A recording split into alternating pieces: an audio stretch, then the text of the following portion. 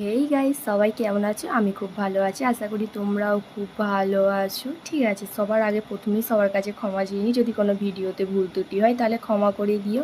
তো আজ যাবো হচ্ছে আমরা সিদ্ধেশ্বর ভান্ডারা দিতে। এবারে যাব না আর কাবার নিয়ে জল ঢালতে। তো কে কে গেছো সিদ্ধেশ্বরে সবাই একটু কমেন্ট করে জানিও, বাবার দর্শন করতে কে কে গেছো।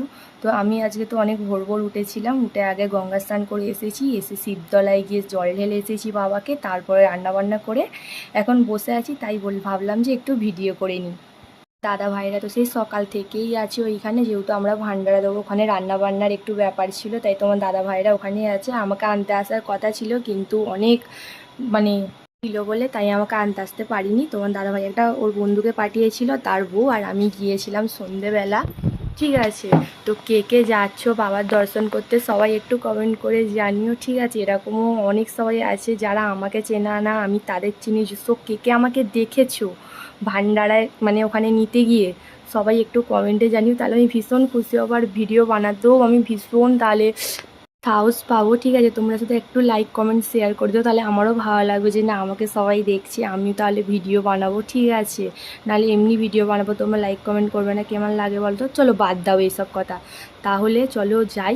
ঠিক আছে, গিয়ে তোমাদের সবটা শেয়ার করবো, কি কি করলাম, অনেক কিছু আছে, তোমরা সব দেখতে পাবে, হাসি ঠাট্টা মজা। ঠিক আছে, তো বেশি বকবো না, এরপর আমার ফাইনাল লুক নিয়ে আসবো। আর আমি গুপি ড্রেস পরেছিলাম, আমি আগেই বলে দিচ্ছি। ঠিক আছে, চলো এই যে আমার ফাইনাল লুক আমি নিয়ে চলে এসেছি। আমি গুপি ড্রেসই পরে গিয়েছিলাম, আর বাইরে এত বৃষ্টি হচ্ছিল সকাল থেকে, তোমাদের কি বলবো। আর এই ফুচকি দুটো তো আমাদের ঘর থেকে যাচ্ছিলই না।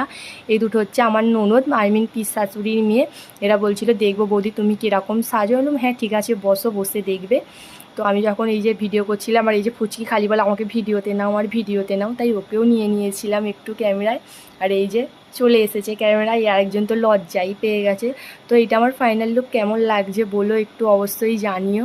তো চলো এবারে সিদ্ধেশ্বরে গিয়ে দেখা হচ্ছে তোমাদের সঙ্গে। এই যে চলে এসেছি, বাইরে এত বৃষ্টি হচ্ছিল, বিশ্বাস করো একটুও ভিডিও নিতে পারিনি রাস্তার।